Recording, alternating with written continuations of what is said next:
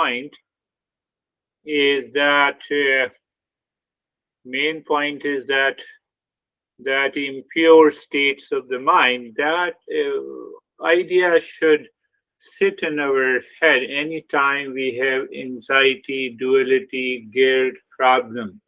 Yeah. And you rightly wrote, the impure mind is burdened by unresolved feeling Yeah.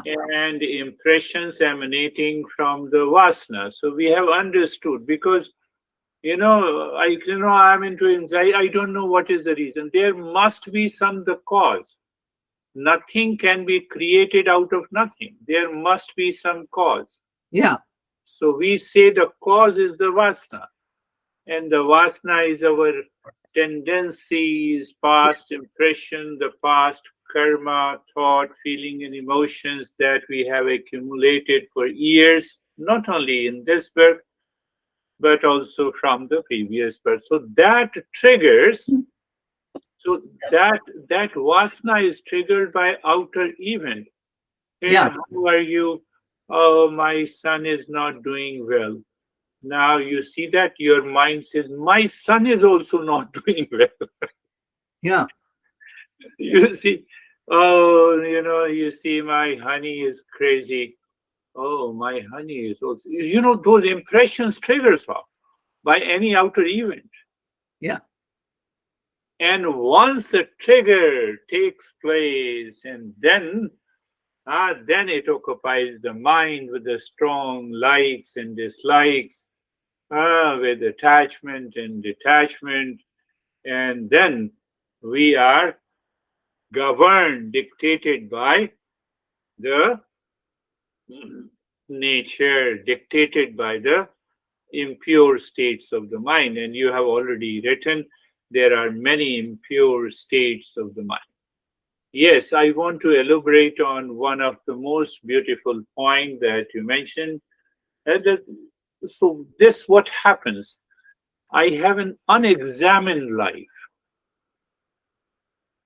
So when we have a life that is not examined, means that I don't say, oh, I'm doing it by the force of the nature, like all the animals are programmed by the nature. They are forced by the nature to do their activities. Yeah. That is why they have a specific season for a sex. They eat particular food. The cow does not eat flesh. The tiger does not eat grass. Because their tendency, they are programmed by nature. They are dictated by the nature. So when we are also dictated by the nature, it is an unexamined life. So in human space, we say it is foolishness. Simple word. Yeah. Foolishness is unexamined life, goes by the instinct and impulses. Now what happens that foolishness creates an imagined and projected pain and pleasure that is triggered by vasana. Mhm. Now you see the second step. Now imagined or projected thought, feeling, and emotion are being repeated constantly. So when it is repeated constantly, we have an attachment, we have a likes and dislikes. So when it is repeated subconsciously, even you don't know that you are thinking, but still Yeah. you go to the kitchen. Oh, I like this. Oh, you have this in your kitchen. I like this. I have to get another pen. Sorry. That's right.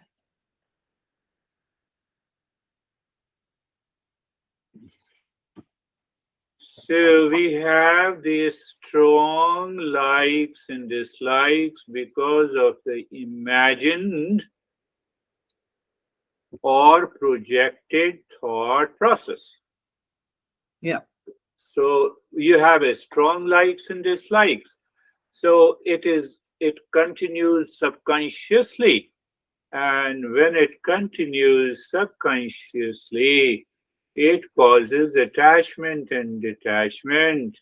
Now I'm taking you to a little deeper aspect, attachment and detachment causes the desire. And now this desire brings in our life an emotional dependence. Emotional dependence on a person, on an object, on a situation, on a life. Oh my goodness. Emotional dependence causes the selfishness, or what we say, egoistic life. And once we have selfishness, there is an intellectual paralysis. And when the person intellect is paralyzed, person lives in the world created by the mind. There are two words. The one word is as it is. I'm sorry, what was it? One There word? are two words, one universe, or one word is as it is. But other world I have created because of my foolishness, because of my projected pain and pleasure, because of my strong likes and dislikes, attachment and detachment.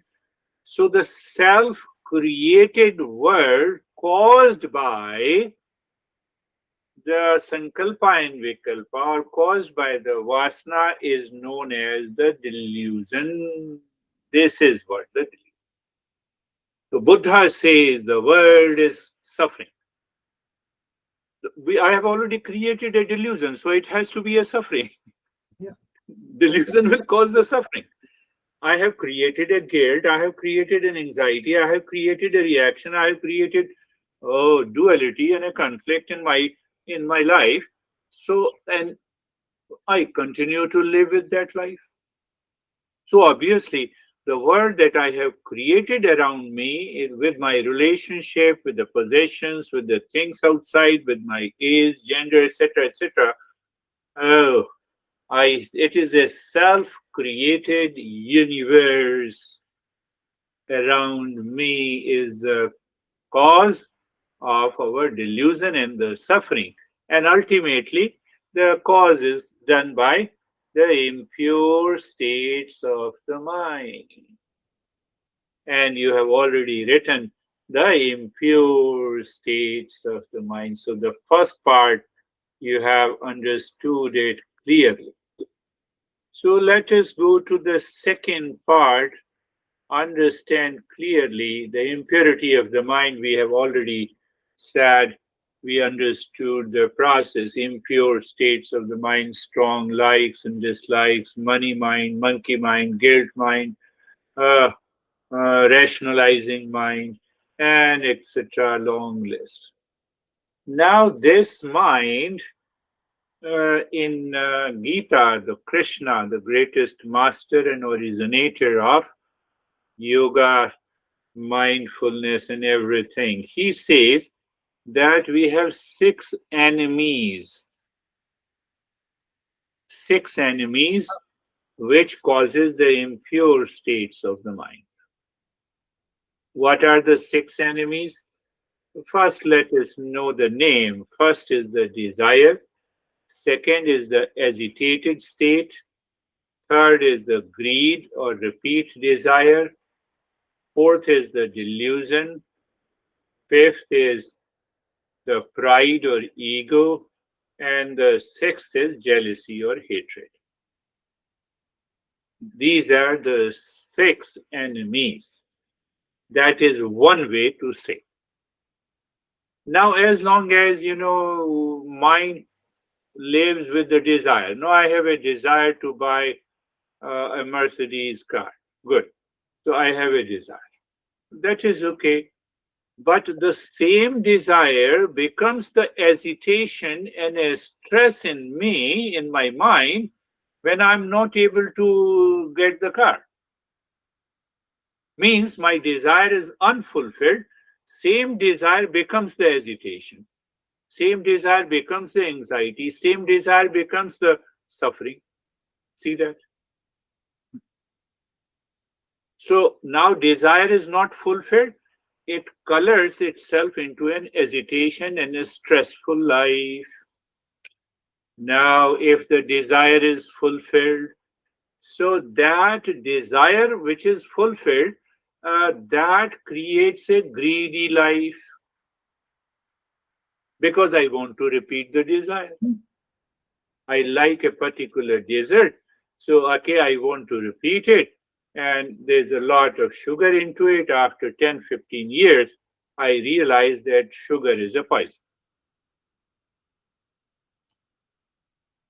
So remember, 6 enemies. First, he says, first thing to understand desire, hesitation, greed, delusion, pride or ego, and jealousy. These are the 6 enemies. Now we have to understand clearly the same desire in the next stage. If the desire is not fulfilled, it becomes an agitation, anxiety, duality, upset, etc., etc., etc. Now, problem that desire for peace and happiness from the external world is a myth, is a delusion. So whether the desire is fulfilled or desire is not fulfilled, we still have a problem. My desire is fulfilled to have a dessert or to have a candies every day for 10 years, 15 years. So I will end up with the diabetes. So it means, you see, same desire becomes the greed, same desire becomes the agitation, and we fail to understand all the 3 factors results into delusion. Now we are defining the delusion. Delusion means what? What appears true is not true.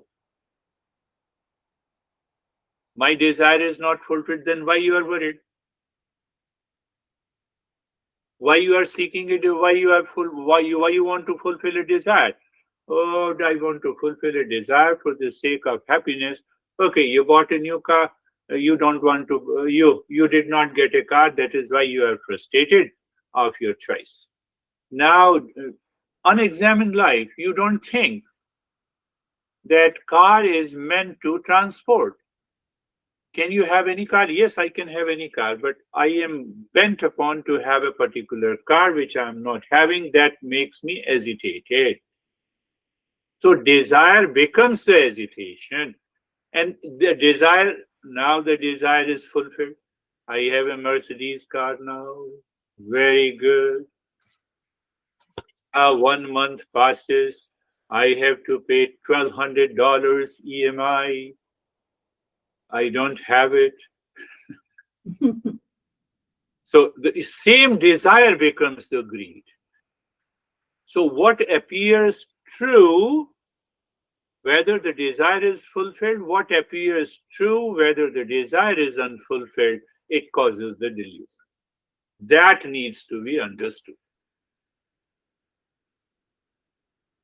My expectations are met, my expectations are not met, but I have to recognize my expectations for peace and happiness are not met. We need to survive. We need to depend on the material world for food, for breathing. We need an air. We need a cloth and a shelter. But does that create any problem? No. I am hungry. I eat food. I'm happy. See that? There is a cold. I wear the warm cloth and I'm happy. That is not creating any problem. We need to depend on things for survival. But if I depend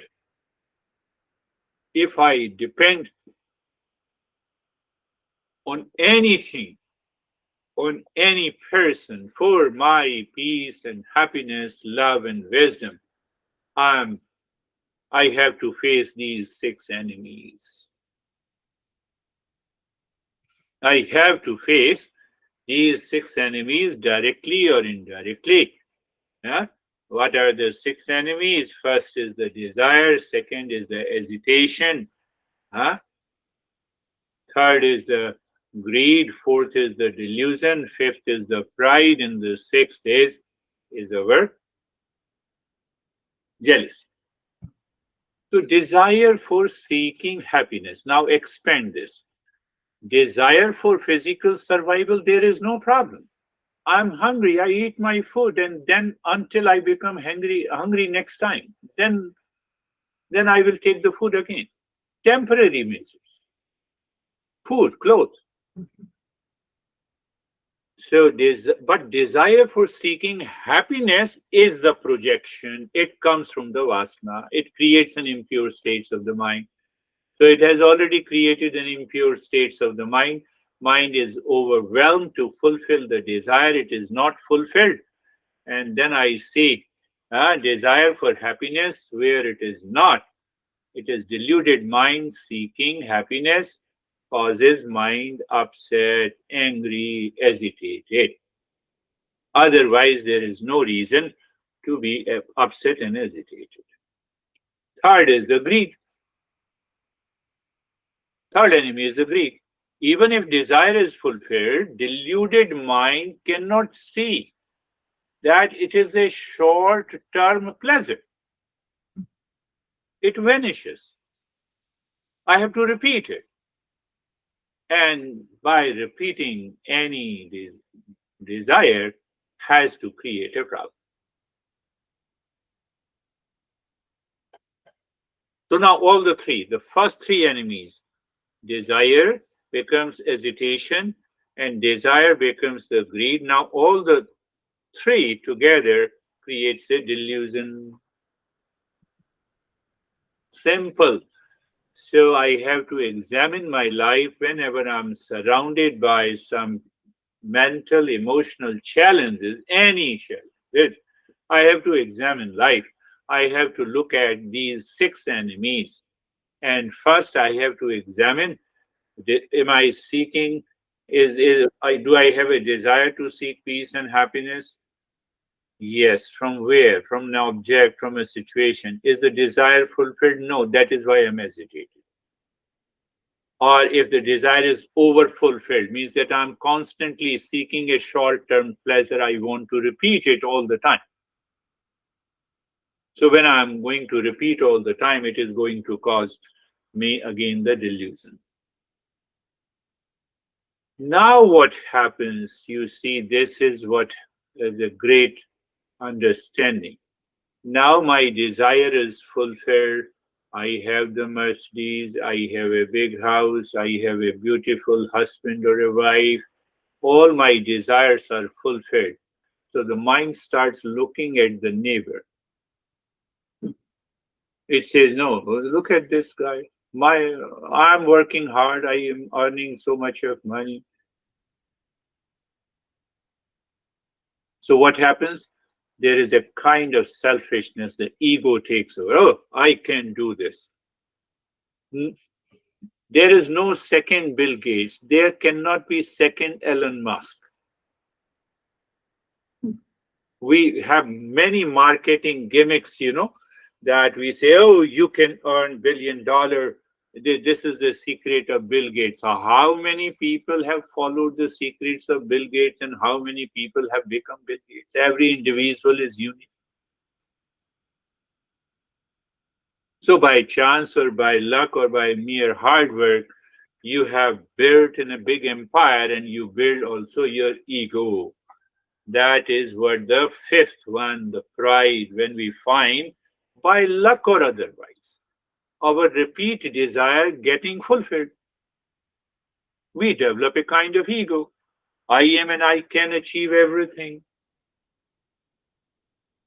Elon Musk told everyone, but one of his interviews, I was listening to him, and he said, I'm very damn scared about my life. Scared. Scared, yes. He has an extreme fear of death.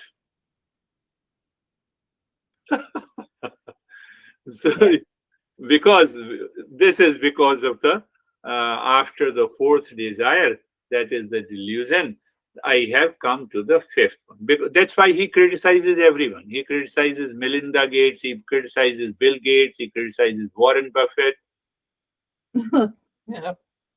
So obviously he is now the richest guy. So he feels that he has a right. But that in that criticism there is an element of jealousy and hatred, because Yeah. and that is what the six enemies are. We have very small little hatred or jealousy. He has a big jealousy or hatred. That is the only difference. We all are sailing in the same boat. Mm. You see that we all have the same. These six enemies are present until we are awakened and we have reached to the state of realization. These six enemies in quantity may be very less, may seem to be invisible, but it remains with us all the time. By constant examining our life, following the path of the Eastern wisdom, we are able to reduce, we are able to minimize it. And as you go on the journey of minimizing, the time comes, it goes up. So these are the six enemies. Excessive craving. Now look from the different perspective. Excessive craving for sensory pleasure or material possessions leads to a constant dissatisfaction, is the name of a desire. I'm explaining in a different way. Excessive craving for either sensory pleasure or material possession leads to a constant dissatisfaction. So, what happens? It remains. Desire is the impure state of the mind. So, a kind of dissatisfaction, a kind of, oh, I have not taken care of my son the way I should have taken care. Let the son take care of it. You are already taking care of him. Finished. That's it.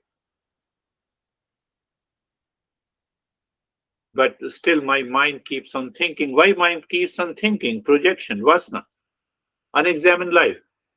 Mm. Look at it. So that is another perspective of the desire. So once my desire, now the second you look at the hesitation, when our desires are or expectations aren't met, they are not met, we react with the frustration and anger, as if frustration and anger will fulfill the desire. That is the first very deep delusion. No, I'm very sad. Why I'm sad? Because my my daughter is not doing well. Ah, so your sadness will help her to do well? That I don't think and analyze. My sadness and frustration is not going to help. Look at it. How the impure states of the mind takes over our life. Ah. So when our desires or expectations aren't met, we react with the frustration and anger, as if frustration, anger, and the stress will help fulfill the desire. Mm. But it is not at all possible. So now the desire has become an hesitation, desire has become a frustration, desire has become an anxiety, desire has become a guilt, the desire has become strong likes and dislikes, and which is not fulfilled. But if it is fulfilled, insatiable desire for more power, more possessions can never truly satisfy us. This needs to be understood. In any area, in our relationship, in our possessions, in anything. So what happens, insatiable desire. One desire is getting fulfilled. Second desire is getting fulfilled. Third desire is getting fulfilled. Now what happens? It leads to workaholism. Workaholic. I become workaholic. I neglect the relationship, or I engage in unethical practices to accumulate more, ultimately leading to stress and more corruption. So whether the desire is not fulfilled or it is fulfilled, in both the cases, we are not understanding, we are not examining, analyzing our life. There is an intellectual paralysis.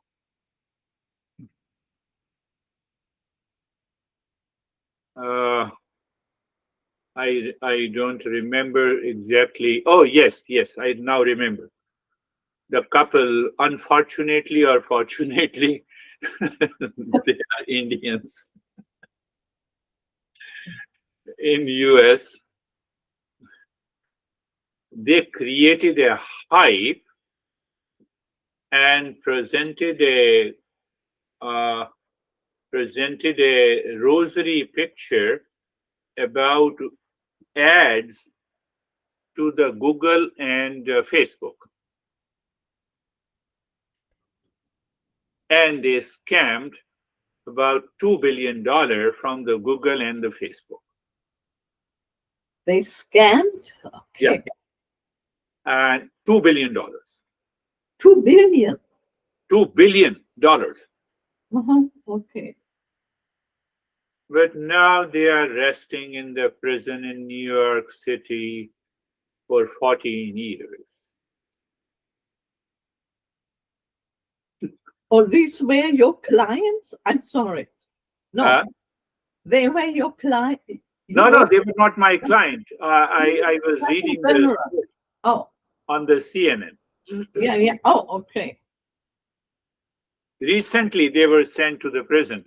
FBI conducted an inquiry for 2 years, and they wanted the proof how they scam the Google and the Facebook. They can scam Google and the Facebook. Look at the. Did they learn? Yeah. I mean, how do you do that? So you see, that is desire has become the They greed. but they were intelligent too to find out. Yes. You are intelligent in a negative way, so it leads to the stress and moral corruption. Yeah. That was the motivation. That was the motivation. Yeah. Now you see from where the motivation has come from, an imagined and projected pleasure. Yeah. And from where the projected pleasure has come from the vasana. So they had some inherited tendencies to become corrupt. Yeah. And from there, it has fruited. And once it has fruited, after 2 years of inquiry, they are sent to. So that is what the fourth desire is. The fourth enemy is the delusion, misunderstanding. Simple way, misunderstanding the true nature of the reality. True nature of the reality causes delusion. What is the delusion? I want to stick to my false identity and attachments. I have done wrong, I have done wrong, I have done wrong, I have done wrong. That will produce the guilt. Or, you see, there is another. Instead of a guilt, we say it is a corruption, it's a scam. No. If I make Google fool, I will get $1 billion. Thought process. Imagined thought process. Same thing. Either you follow this thought or that. Both are delusion. That needs to be clearly, once we understand, the mind is free. So the delusion, misunderstanding the true nature of the reality. So when I misunderstand, then I cling to the false identity and attachment. Whether I attach to a thought that produces a guilt, or whether I am attached to a thought where I scam for $1 billion. Both is a matter of delusion. Yeah. you look at the Krishna, the beauty of his understanding, the beauty, the way he teaches. This could manifest as being, then what happens? I have a particular thought of a guilt, or I have a particular thought of his scam. Now I am overly attached to that thought, image in my mind. So I continue to live in delusion. I continue to live in misconception and false identity for securing happiness.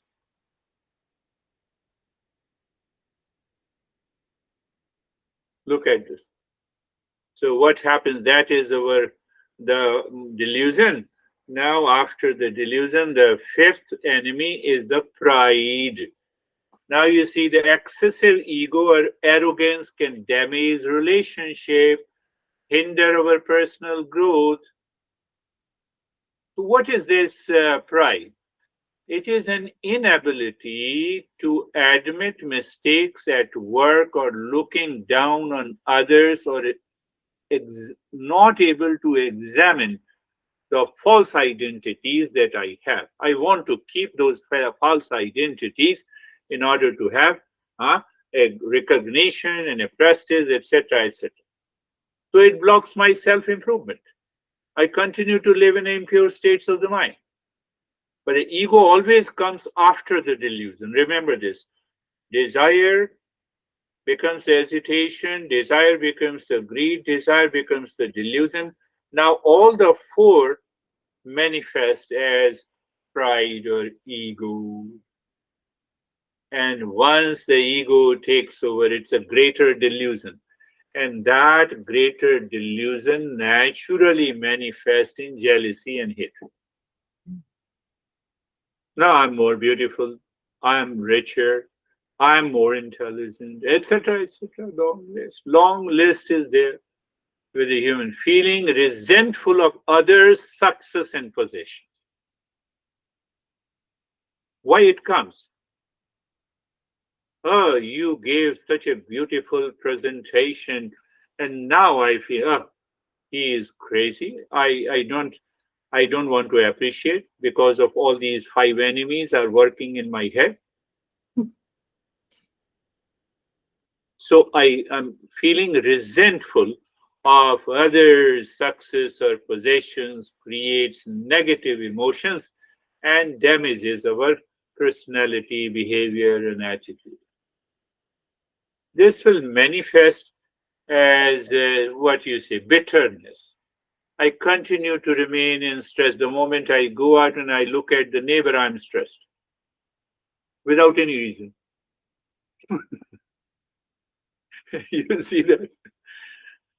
How come he or she is so handsome or beautiful? How come he or she has this? How come? How come here? Let the world go to hell. Let me live in peace. Let the world go to hell. Why should I worry about? Why should I worry about it? So you see that. Now see, we will be working on that. So we have already understood the six enemies, how it originates, and how it manifests, and how it lives in our thought, feeling, and emotions, how it lives in our relationship, how it lives with us all the time. So we need the six inner wealth. These are the six inner enemies. We need six wealth. It has to be replaced by the six wealth.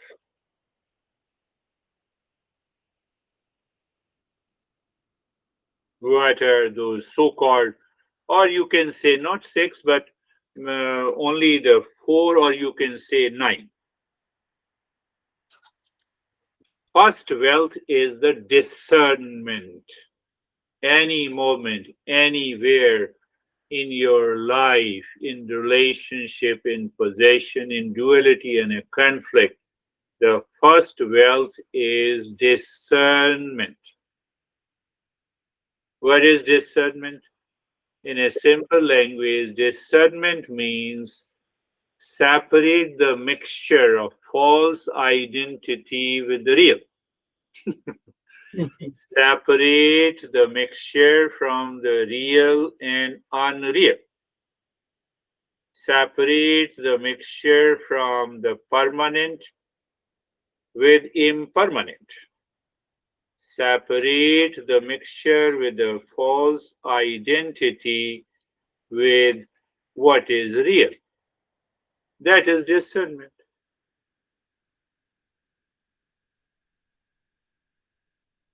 False identity. I have a desire to eat this candy to get happiness. Oh, so if you eat this candy, will you be happy forever? No.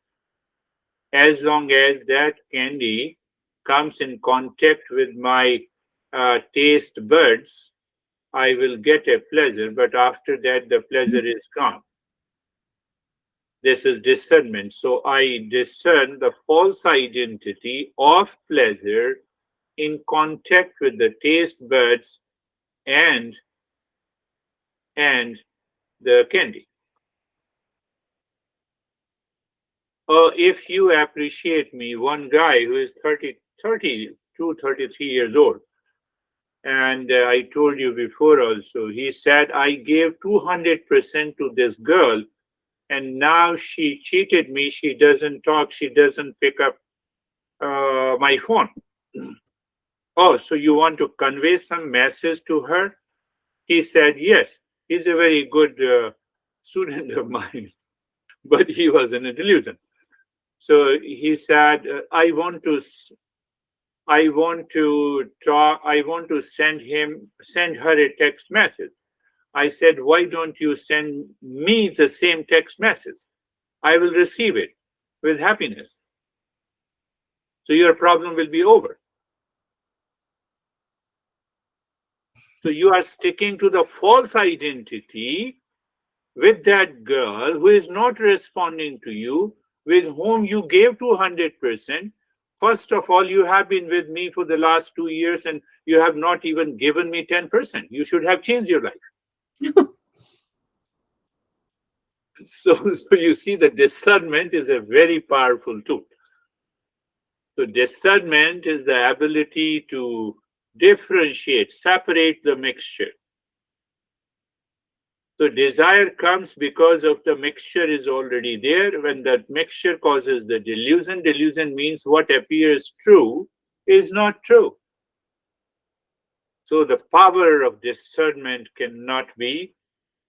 Now, once you have that power of discernment, you have separated, then you should have the same thought again and again until the mind says, I'm done with.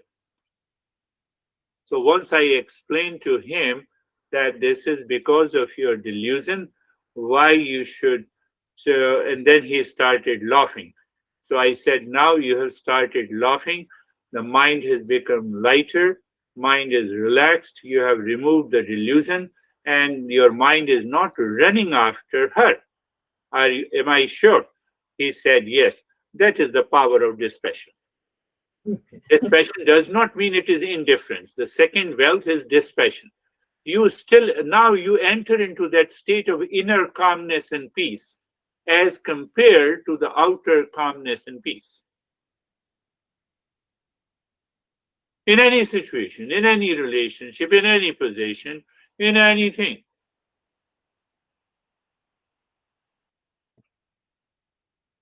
So, first wealth, inner enemies, inner wealth. So we have to see the comparison. Inner enemies, oh, any enemy has taken over, let me start with my inner wealth. I have to cultivate, I have to rethink.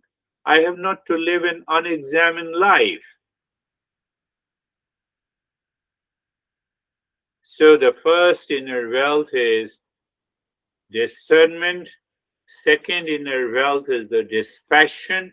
Normally, dispassion is translated as detachment from the worldly object and experiences. It is an antidote. My mind desires something to be happy in the world, and instantly a thought of a dispassion comes. I will acquire this object, but not for happiness. There is a need based desire. There is no binding desire for happiness that results into a dispassion. So, first, you continue with the discernment.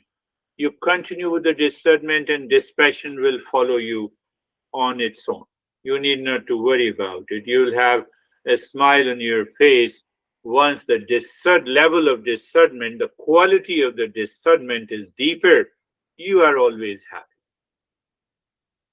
Second wealth, third wealth. So the third wealth, we say the third wealth has 6 steps, or you can say it is third wealth consists of the 6 sub wealth. First is the tranquility of the mind. Mind is 100% available to you. We say the tranquility, it means the mind is 100% available to you. What it means? Mind is 100% available to you. You have not lent the mind for any object, situation, event seeking happiness outside. Mind is 100% available to you. So, or we say a practice of calmness and the tranquility in all the situations, in all the conditions. Sub wealth number 1. It is known as sama. Sama Shanti. We say Shanti, Shanti is peace. So it has come from the same root. The sama means the tranquility of the mind. But sometimes what happens, you have a tranquility of the mind, it is disturbed the moment that object or person comes in front of you. So I should know how to withdraw my sense organs from the respective objects which causes the hesitation. We will discuss in detail, but let us understand the inner wealth. So this is known as the Dhamma. What is it? It is known as the Dhamma. Sama means mind, calmness of the mind. Oh, okay. Dhamma means the calmness of the sense organs. Oh, I had written sama, said Dhamma. And Dhamma is calmness, withdrawal of the sense organs. Sama is the calmness of the mind. okay. Now, Uparama. There is another third word, the Uparama, the third wealth. What is the third wealth? You are in any situation, every situation, people, relationship, you are able to maintain your calmness as if your mind is beyond the pleasure and the pain in the world. You reach to the higher state of consciousness, Uparama, beyond pain and the pleasure, Uparama. Means that delusion is already losing its ground. Third. Fourth is the endurance. Fourth is the endurance. What is endurance? So there are 2 words, austerity and endurance. So what is endurance?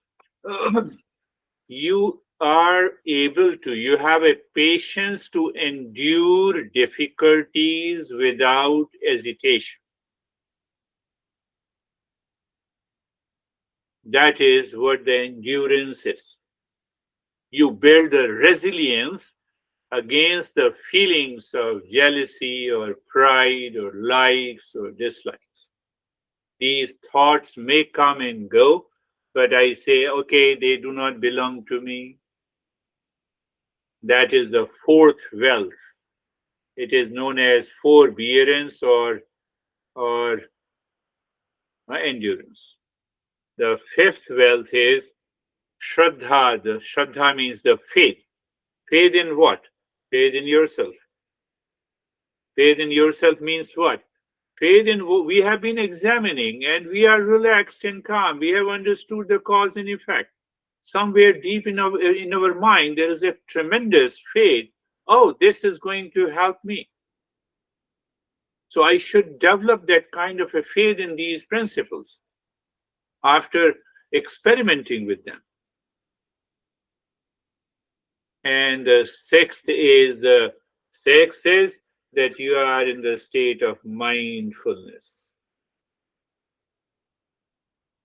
You can return to the state of mindfulness at will.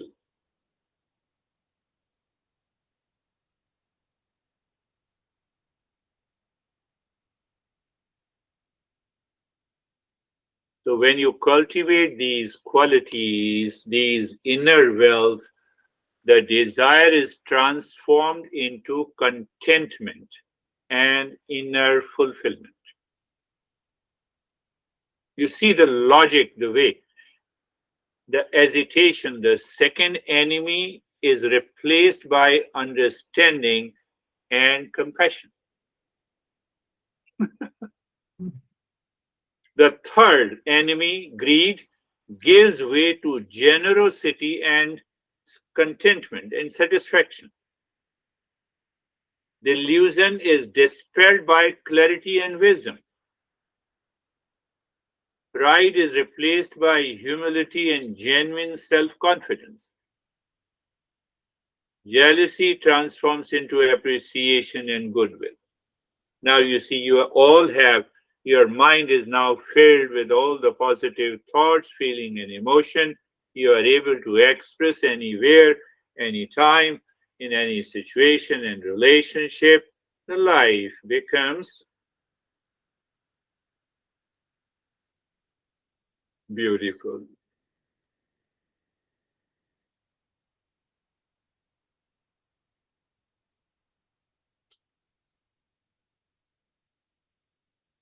That was number 3, right? Or 4? Which one? What you just, that was the third wealth? Yeah, the third wealth has 6 sub-wealth. So what are the 6 sub-categories? The first is the sama, tranquility of the mind. Second is the dhamma, the withdrawal of the sense organs from their objects. Third is the uparama, means you are beyond pain and the pleasure you experience in a situation relationship. Fourth is the endurance or forbearance. Fifth is the faith. And the sixth is by will, you can enter into the state of mindfulness. You can enter into the state of mindfulness.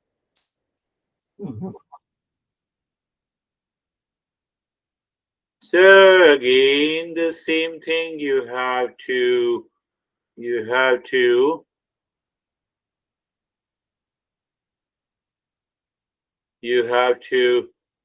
listen to it and summarize it. I will also explain a little deeper into these one more time so that you have a clarity. Okay. So what do we call this lesson, because I have to create a document. And Six enemies of the mind and the 6 inner wealth. 6 enemies, okay. And 6 enemies of the mind and the 6 inner wealth. So we have, countering those 6. All right. Inner enemy, we have also the 6 inner wealth. Okay. And that is going to, even if you start thinking, you understand, oh yes, it makes sense. Yeah. It makes sense. Oh, it is making a sense to me. Okay.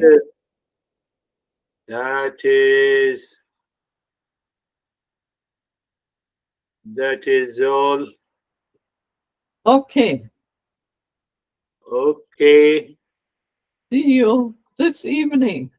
Yeah, see you this evening. Okay. Great.